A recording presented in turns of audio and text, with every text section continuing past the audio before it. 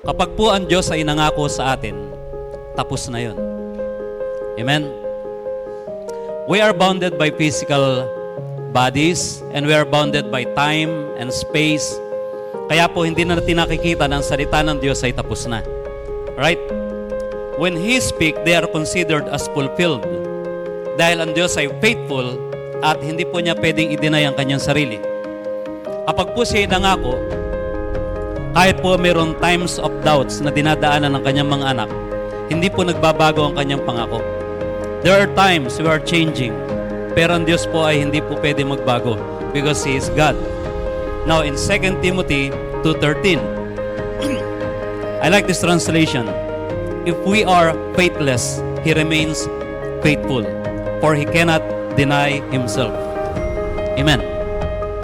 So hindi siya nakadepend sa iyong faithfulness. Hindi siya nakadepende kung tapat ka o hindi. Okay?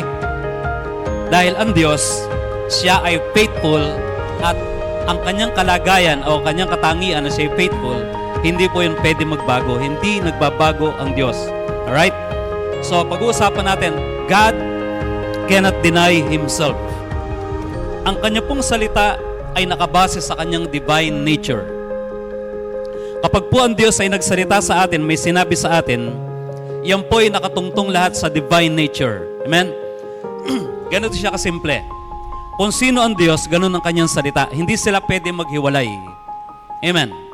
Hindi mo pwedeng sabihin na naniniwala ka sa Diyos, pero ayaw mong basahin ang Biblia. Hindi ka naniniwala sa Diyos. Kasi hindi mo pwedeng paghiwalayin ang Diyos at ang kanyang salita. You cannot separate the Word and the person. Because the Word is a person, the person, I can say, is the Word. Amen. That's why Jesus Christ Himself, ang pangalan niya sa Book of Revelation, He is the Word of God. Jesus is not the written Word of God. Jesus is a person, the Word of God. Amen. Salita ng Diyos. Kaya mahalaga ang salita ng Diyos. Ngayon, He remains faithful kasi yun siya. Even if we are not faithful, because He will not ruin His own reputation. Hindi niya sisirahin ang kanyang pagkadiyos o ang kanyang sarili.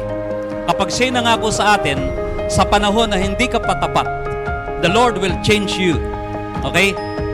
Kailan ibibigay ng Diyos ang pangako niya sa iyo? God has His own perfect timing. And of course, ang Diyos, binabago niya ang ating puso upang ang ating mga puso, ang ating isipan, mag-match doon sa kanyang mga pangako. Amen? Now, by saying He cannot deny Himself means He cannot be unfaithful. Ang Diyos ay hindi pwede magsinungaling sa atin. Tungkol sa kanyang mga magagandang pangako, kahit tayo po'y nag-aalinlangan. Sino po rito dumaan sa pag-aalinlangan? Or, tingnan natin, i-rate natin, ano ang mas marami nangyari sa'yo? Pag-aalinlangan o paniniwala sa pangako ng Diyos? I-rate mo in one day, every day. How many years? How many years you are doubting? Now, let me declare to you na tayo po'y nabubuhay sa season of fulfilled promises. Amen? We are now in the season of fulfilled promises. Prophetic po itong preaching ngayon. There's no reason para po tayo mag-alinlangan. Wala pong dahilan para po tayo mag-doubt.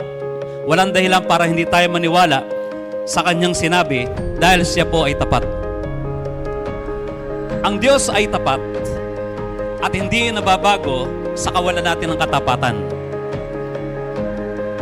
He cannot deny Himself. Hindi niya pwedeng, kahit sarili niya bibiguin niya, hindi niya bibiguin ang kanyang sarili. Siya na nangako ay hindi pwedeng biguin ang kanyang sarili at hindi pwedeng biguin ang kanyang sariling pangako. Amen? Kaya nga, ang lahat na nagtitiwala sa Panginoon na hindi mapapahiya. Nabasa natin yung sa Scripture. Those who trust in the Lord will never be put to shame. Why? Kasi ang Diyos, hindi niya ipapahiya ang kanyang sarili. Now, if God cannot deny Himself, we will not deny Him also, of course. Amen? Paano natin hindi i-deny ang Diyos? Sa pamamagitan ng hindi pag-aalinlangan sa kanyang salita.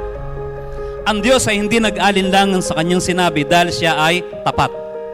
At siya ay Diyos. doon pa lang, hindi niya idinanay ang kanyang sarili. And that same token, we will not deny God sa pamamagitan ng paniniwala natin sa Kanya na hindi tayo nag-aalinlangan sa Kanya at sa Kanyang salita. Amen? So how many times, quote and unquote, we deny God by doubting and not believing in Him?